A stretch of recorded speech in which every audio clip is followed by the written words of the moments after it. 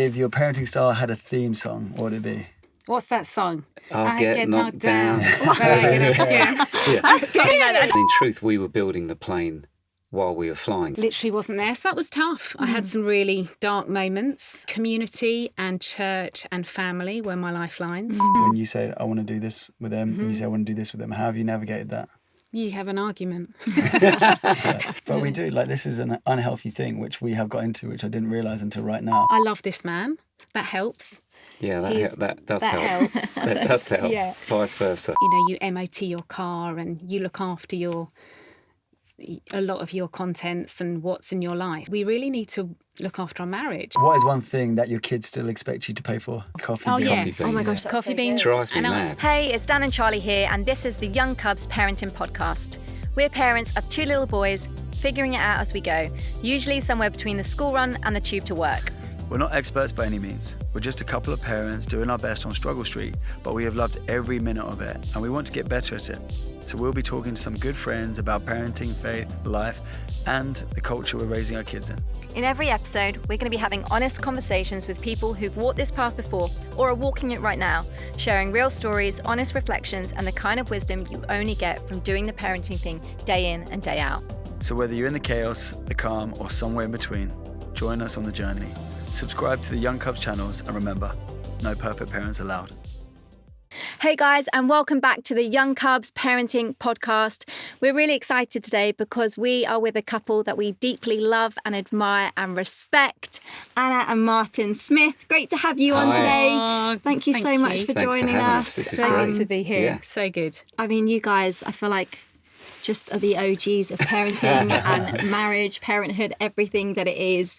30 plus, how many? 30? 31? Is it Yeah, this 31 summer, yeah. years Yeah, yeah, married. yeah. You've got Yeah. 6 kids. Yeah. We struggle with 2, so we No. can't wait to unpack that. 2 grandchildren, Yeah. which I have loved seeing how obsessed you are with them, and it's like the sweetest thing.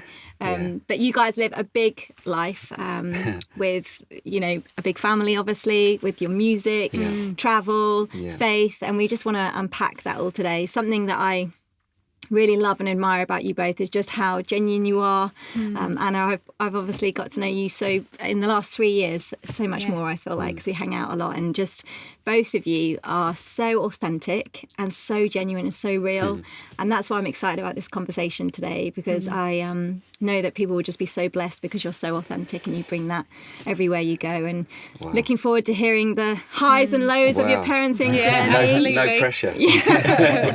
Your wins, the messy bits in between, and all that kind of stuff. So thank you for being here. Oh, thank you for having us. Before we get into it, we love to do a bit of a quick fire parenting round. Okay. So It's not a test. No, Just okay, whatever test. goes ahead. just first thing that comes to your head. If your parenting style had a theme song, what would it be? What's that song? I'll get knocked down. That's something like that. I don't know who sang that. But We actually I sang don't know that who sang together that. we did. in complete unison. Yeah, This is a we good did. start. It's good. What one phrase will your kids remember you say? Or remember you saying? Greater is he that is in you than he that is in the world, which is, I think, John 1. I know it's a bit full on, but I asked my kids, you know, what would you remember? And that is That's one of the amazing. things they, you know, when they go out, greater is he that is in you than he that is in the world. Yeah. that. Okay, school play or graduation, who's most likely to cry out of you both? Martin. Really? Are you, Martin? I You disagree crier? with that. No, you. I am in those situations. Yeah, but definitely. you're pretty good as well. Yeah. You both got the tissues everywhere Yeah, you go. we are Okay. together. Love that. Who is the fun parent? Who is the strict parent? Bit of both of Bit of us. both. Like Different that. times. Yeah. Bit of both. Great, Yeah. great. Good team. Worst parenting advice you ever got? You can have it all. Absolute rubbish. Well, I'm yet to find it anyway. Yeah. Don't ask your future son-in-laws like how they're going to provide. Just let them get on with it. Yeah. Have you had those Hope for the conversations? best, Have you had yes. those chats? Yeah, there's been a few of those. Yeah. I love that. What's something your kids make fun of you for, but you keep doing anyway? What a great question. Mine will definitely be singing and dancing very loud around the house whenever I Love can. that. Yeah. I don't know. What do you think? Olive, you do like cutting. I'm a little secret gardener. Love that. So am I. If I had one. I will be out and about in the garden, and they find it exasperating. Like, what on earth are you doing out here again? But I love it. It's my therapy. I love that. It does. Yeah. We have a balcony that's like 2 meters, and I feel like if I had a garden, I would be that man. But until then, I think we I'm both just would, moving actually. pebbles around. I think we both You'd garden. we both enjoy our garden. Yeah. Oh, I love that. I'd like a pond. Yeah. And I'd be in charge of the pond. Right. Oh, I can see it now. Come on. Stream it From up. balcony to garden one day, guys. No. Next question. Who do they call more for life advice? Like, I don't know, how to cook this, or how do you use the oven? I think they'd probably do both. I think we get all of it. Whatever's going on, I think we'll just listen and help in any way, I reckon. Yeah, it's a mixture, isn't it? Yeah. Of like, can I borrow a screwdriver? To how do you get a mortgage? It's that. It's like the whole breadth of it all, isn't it? Yeah. How do I MOT my car? It's like, actually, we should think about that. It's all I feel that like I'm stuff, going to be isn't it? rubbish when my kids ask me. Yeah. Because I can't do anything Our kids have myself. got ChatGPT on. Yeah, exactly. Yeah, that's true. What more do they need? That's true. So we don't need parents at all then. That's true. What is one thing that your kids still expect you to pay for? That you'd hope maybe that you were Coffee still beans. paying for. Coffee Oh, beans. yeah. Coffee Oh my beans. gosh, that's Coffee so beans. good. Drives me And mad. I'm still buying Yeah. nappies and wipes for my. Yeah. But I don't mind. That's for me to keep in the house. But I'm still buying nappies and Love that. wipes. Believe it So or do not. they come to your house and just take the coffee beans? No, they'll come and just sort of. It's the assumption that the cafe is always open. I think that's the thing. It is. Yeah. And then Love by in one afternoon, my whole sort of Yeah. beans have just like, it's like, hey guys, maybe you should bring some beans next time. Yeah. It never happens. No. I feel like that would be me mine. That's something I do when I go home. My mum's got a drawer, a medicine drawer. Okay. And even that, I'm like, oh, paracetamol. Because Yeah, she does it. yeah. She gets stuff in bulk. Yes. So Great. you So just I'd be think, like, oh, I'll shower have. gel, Yeah. soap, Yeah. paracetamol. One Just of our take it kids all is out. like that. Yeah, one of our kids. We won't name them for the podcast. Washing but powder. Yeah, It that's was- expensive Yeah. though. So I get that again. No, but- I do that. There's a whole bag of washing powder disappeared. And then we find out that one of our sons, we've only got 2, so you've got to figure that out, has taken it. Love that. Anyway. Brilliant. Love that. Well, let's get into it. We want to rewind a bit. Okay. Like I said at the beginning, obviously, we know that you live big lives.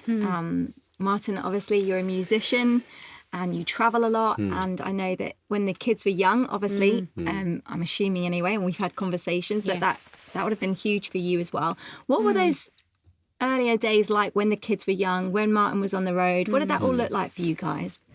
It was chaotic. It was exciting. The first thing I want to say was we were doing something together and it was focused and it was intentional.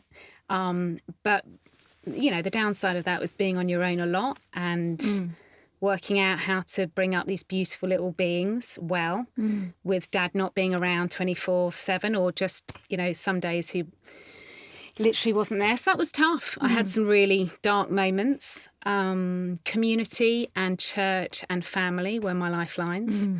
Having those things to cling on to in those crazy moments. But even then, it was tough. It wasn't with all the God element, and I had vision. I had a purpose. It was still tough. It wasn't easy. It wasn't like everything fell into place. And I think hearing now from my children, the things that I did right and the things that I could have done better, looking back, that's hard to hear, Yeah, wow. But I like it that they're being honest and they can talk about it. Can I ask what kind of thing they've fed back Yeah, on? I think one of the biggest things would be time I spent with them and some of the things that they probably needed more of my attention on, giving all of them, because I was caught up with either getting the house clean or, helping somebody else, that I wasn't intentional with them. And sometimes I look back at that time and think, oh yeah, they needed me. Right. and I was distracted. And Right. I mean, in those days, I didn't have a phone, and I think I would be absolutely awful. I think for parents these days with phones, I just think even now that's my biggest distraction. And I think that is a real big issue that we do need to think and talk about. But yeah. I think you were amazing. I don't. Yeah. I think I mean, you were 20 when we married. I was 24. So now, at the time, you don't think that's young, do you? You're just sort of getting on with life. But now, our kids are that age. We're like, wow, that's a lot to do when you're younger. And in truth, we were building the plane while we were flying it. Right. Yeah, literally. Like you do when you get married, don't you? You don't know really what you're doing. You're just sort of trying to work it out. And also with what I was doing, there were 5 families involved. So it wasn't as simple as we were completely in control of our lives. We were part of this team. This band, yeah. And there was a wonder about that. But also now looking back, Right. it's like, okay, that's someone that was quite stressful. Not because of them, just what it was. You know, we all had to go en masse Yeah, right. to everything and agree. But amazing. Martin, I'm just curious because I know for like Dan, as the kids have got older and you travel, you still enjoy it, but you find it harder, don't you, when you travel now? Because massively. the kids Yeah. obviously say, I don't want you to go away, Yeah. or I miss you, and you've told me you find it actually harder now to go away. Did you find it hard, or did you find it hard leaving Anna with the kids? Like, how was that for you? Because obviously you were living this amazing life with Delirious and it being incredible what you were doing, what you were building for the kingdom and everything. But obviously you've got this. Yeah. How was that for you? Yeah, it's such a bittersweet thing, isn't it, being a dad? Because especially, and then the music thing, you've to do what you do, you've got to leave the house. That tension is like almost unbearable sometimes. I can't do what I'm supposed to do unless I leave the little ones that I really love. So you're always pushing and pulling all the time. And I suppose for us, and we can talk about this, it's the balance, isn't it? It's trying to be as smart as you possibly can in the moment to know these are our limits. These are what we together feel comfortable with in our little life, We had a rule of 10 days away. Okay. And that was the maximum that I was ever away for, which for a band travelling the world, that's not bad. Our American friends were doing 9 weeks straight and stuff like that. So we just had to make a decision. That's what we're doing. But even so, like, there's a cost, right? And so much so that it got to the point where for us the cost was too much to do that in that format with everyone. And so that brought about the end of that season as a band. But we, you gotta know, haven't you, somehow in every season that what you're doing there's peace and grace as well. If you don't have the grace of God on it, it's really difficult, and then you end up getting in trouble. But Anna's always been really wise at that. I was just about to say that in those decisions, even with Martin going away, we were together in it. It wasn't like I was like, he's leaving me. It was like, no, we got this. We were together, even though it was tough. And I think it's making those. Martin always used to say, we need to do this. We need to be in agreement. If I'm going to go away, this has to be together. So I think that was really vital for me to know that I could say, hey, this is too much at any point. Yeah. And it made me do the opposite. It made me know, come on, we got this. Love that. We can do it. Yeah.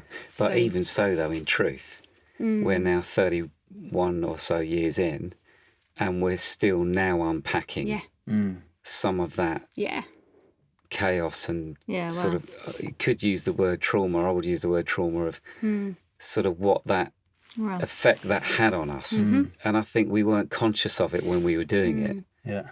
Almost. Don't know how that works. You're not. You're just excited. There's a lot of adrenaline. So true. You're doing it. You're serving God. It's you're getting wins along the way, and you're like, oh, we'll put up with. We can do this. Yeah. It's only now that I think sometimes when it's just us two and quiet, we go, okay, actually that was quite difficult, some of that. Mm-hmm. Yeah, it's amazing that you guys have got the relationship that you do, where you can pull back some of those things and look at them and address them. It seems that you are a team, like through the highs and the lows, you're a team.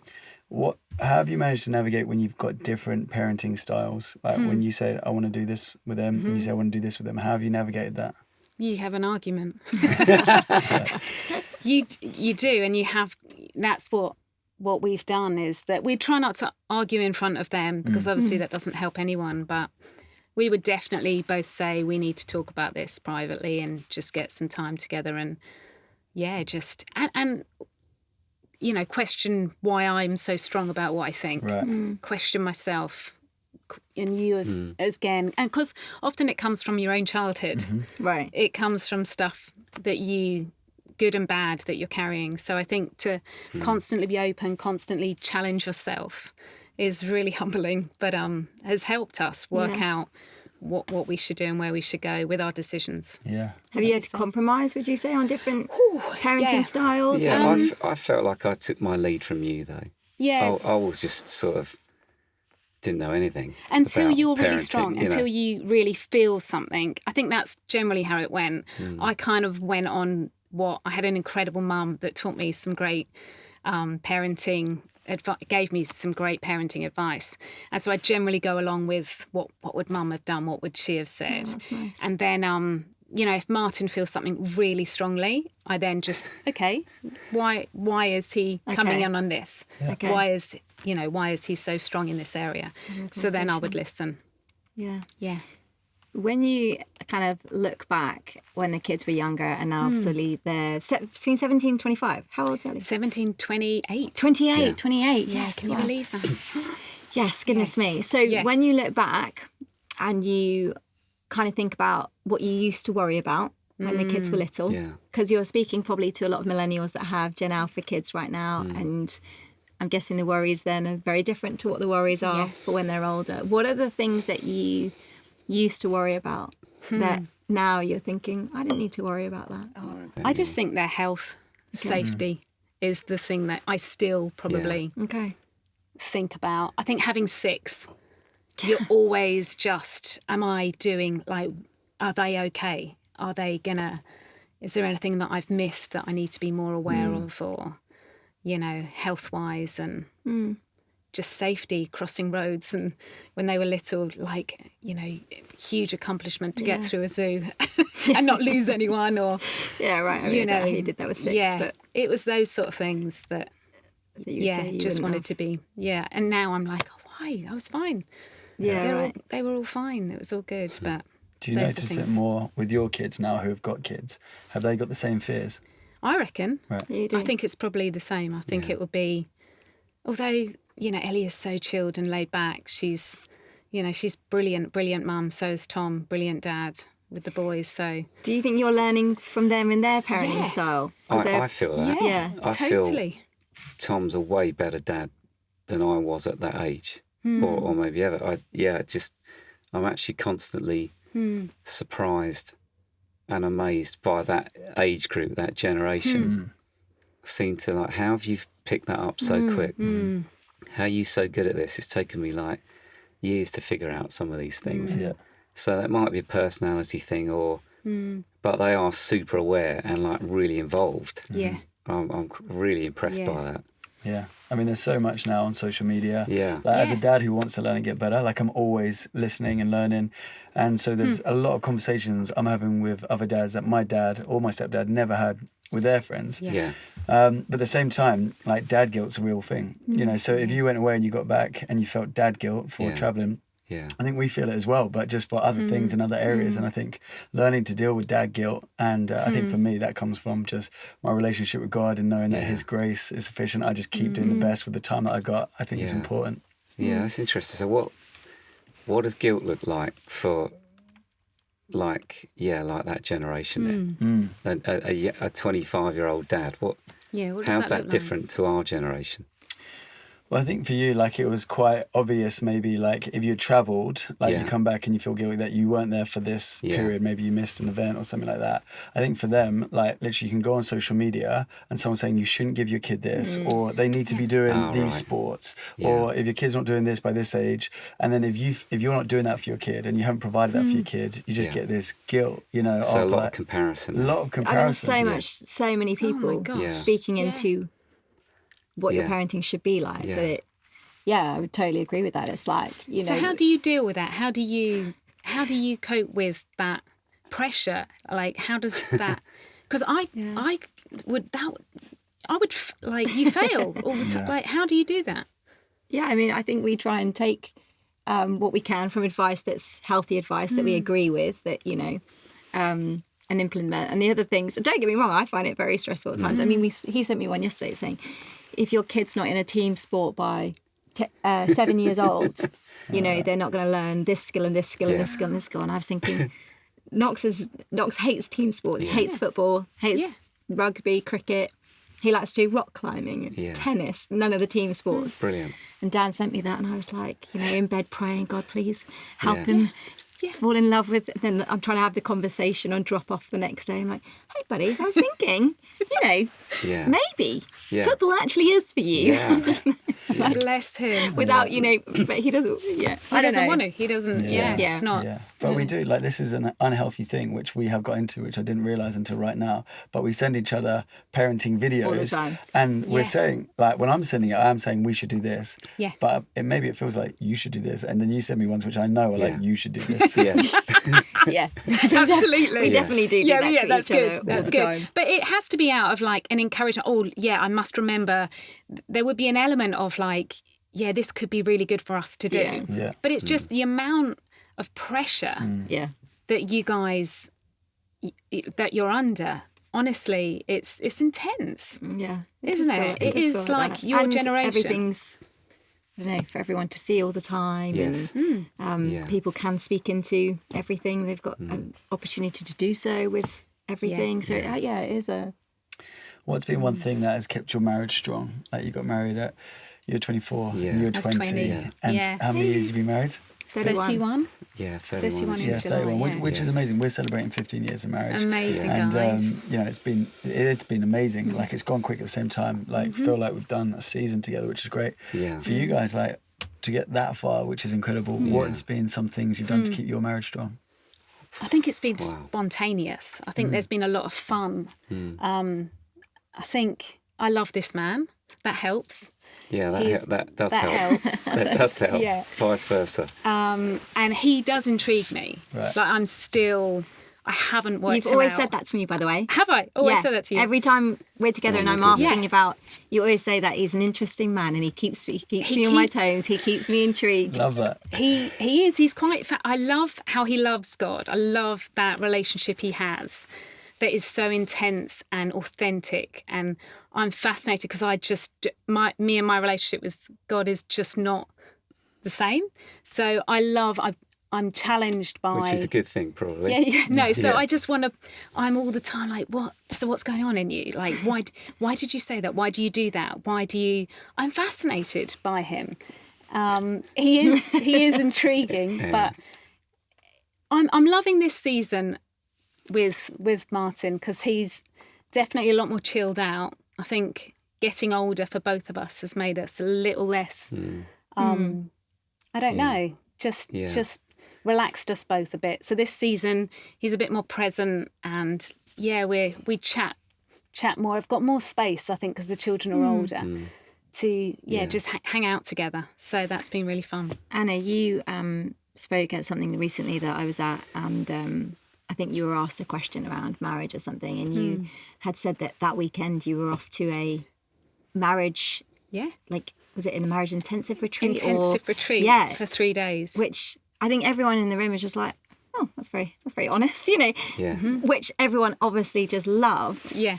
How important do you think that kind of thing is to, you know, like, I just loved the fact that you were like, we're going to a marriage intensive retreat to work on X, Y, and Z. And you just said, Martin, a minute ago, you know, you're still talking about things and unpacking things from 30 years ago. Yeah. Yeah. I love that. I feel like there's a humility, number one, about it. There's a constant learning, going on. Yeah. Talk to me a bit about that. No, I think beginning of the year we'd been married 30 years, and we were just really intentional about, this next year, what do we want to do? And I think we wanted to get a house in order, and what does that look like? And we were talking about, you MOT your car and you look after a lot of your contents and what's in your life. And we were, we really need to look after our marriage. And so there are probably areas that we have let slip, and we have the same arguments about the same things. And I think we were just thinking, is there another way? I'm realising, coming to this stage of my life, the children are leaving home, getting married, and I'm going to spend this next season, this next part of my life, probably more with Martin, just us two. And I thought, I want to be really intentional about loving this man more and how I can do that better. And what is my stuff that I carry? What are my wounds and that I haven't probably had time to talk about or think about? I've just carried them for this many years. And I think we use the word leaking. Right. And I think at this point in my life where I have got more space and time, I think I was leaking some of those things, which isn't very pretty or beautiful to look at in yourself. I was aware of it. And so, we decided let's go and invest in our marriage, which has been really hard, really tough, but going to those places and being really honest about, what I really was feeling in those moments. And it's been really hard, but really beautiful. And, hearing Martin talk as well about those times and how he was feeling was, I've learned a lot. But after 3 days, I think it's something that we would love to continue. I don't think it's, if only 3 days, tick, job done, now we're a perfect couple. But I think it's something that I wish I'd done sooner. Yeah. I wish I love that. I had been that honest. Yeah, I suppose we were talking about the generations earlier on, weren't we? And an observation on our parents' generation and their sort of marriage construct is probably you just shut things down. You don't really... Yeah. You don't sort of really want to progress. Okay, I think we're okay. We'll just get lazy and there are these 8 things in our marriage. We just don't go there. Or we just don't. As long as we don't talk about those 8 things, right? Then we can do another 20 years until we're 80 or whatever. But I think we realised there probably were those. We had probably a few more than 8. 20 things that were sort of like hot areas where, or maybe we avoid that, or it's too painful to really go back and talk about how some of those things, mostly me to Anna, because I live in my head a lot. I'm creative, so I will miss some moments, and the ongoing effect of that. And so I think we were like, okay, right, if we could get a referee to help us talk, then that would be really good. And it was actually great. Yeah, a bit scary, but we're still here. We're still here. And it's so good, and I think it's needed. When I chat to other couples, like they're working full time, they've got these little kids at home, they know they need a referee, but either they haven't got the time, they can't afford it. Is there anything practically, they could start with at home? That's a great point. Well, I know this sounds like a sort of churchy answer, but I do actually really believe it to be true. That God's greatest invention is the local church, despite all its stuff, despite all the disappointment, despite whatever it is.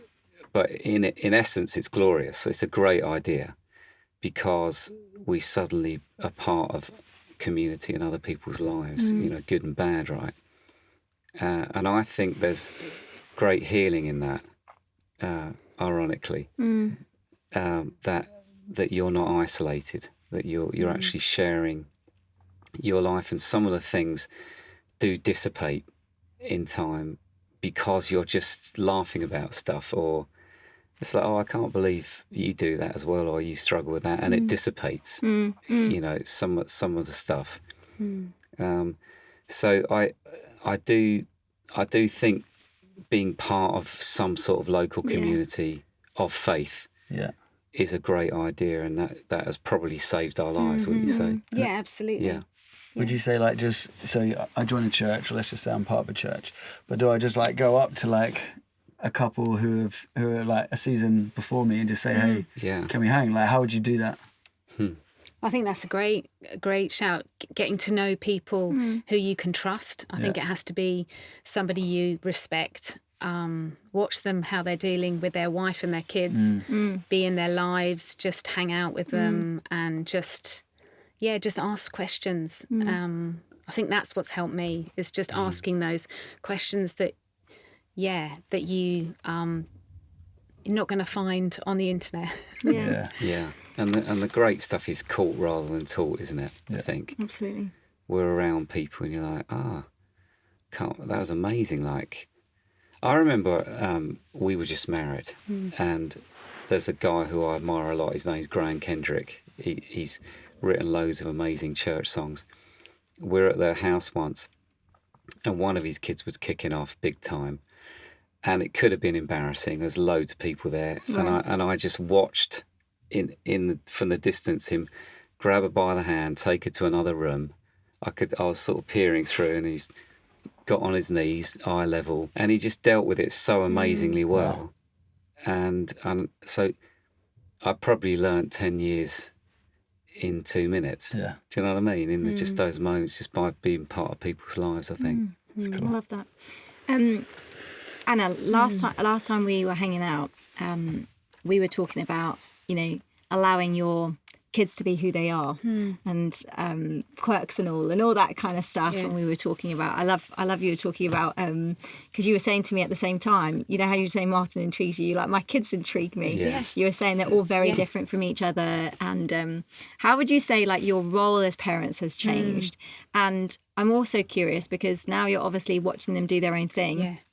And you were saying to me, I said, oh, do you ever, that's what we were talking about with grandchildren. Yes. I was saying, how do you not overstep and all that kind of stuff, and you were saying, oh, I just, I with my kids now, I just ask questions and I listen lots.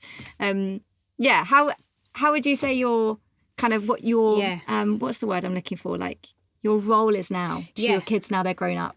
I'm still I'm totally navigating that season. I'm in that. Just what you're talking about is working out what they need from me, and what my boundaries are.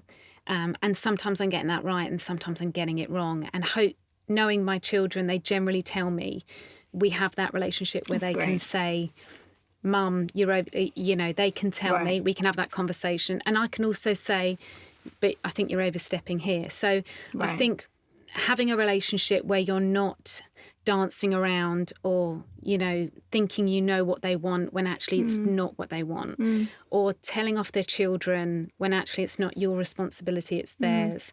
I think these really have the conversation with them. And I've said to Ellie a few times, what is the right thing? What are you expecting of me? And also, this is what I expect of you. So maybe being a bit braver and it doesn't have to be a big discussion, just in your everyday, just while you're doing stuff. Hey, I can't bear those big formal discussions. I just love when it comes up in you, when you're feeling a bit taken for granted or you're feeling a bit cross, just have a really sweet little conversation. Don't let it build up. Don't let it become something that it isn't. It is just communication and letting them speak, listening to what they're saying, and also, saying what you think too. So I'm navigating that. I'm still in the midst of it all, but it's fun. You can make it quite fun. It doesn't have to be crazy. It can be, and then saying sorry. I'm sorry, I messed up on that. Yeah, sorry about that. It's all of it. I'm thinking about that transition because with my kids, they're 3 and 7, and I get to control. Is this awful to say? But I get to control their lives still, right? I get to control who they see, what environment they're in, food. What they're listening to, what food they're eating.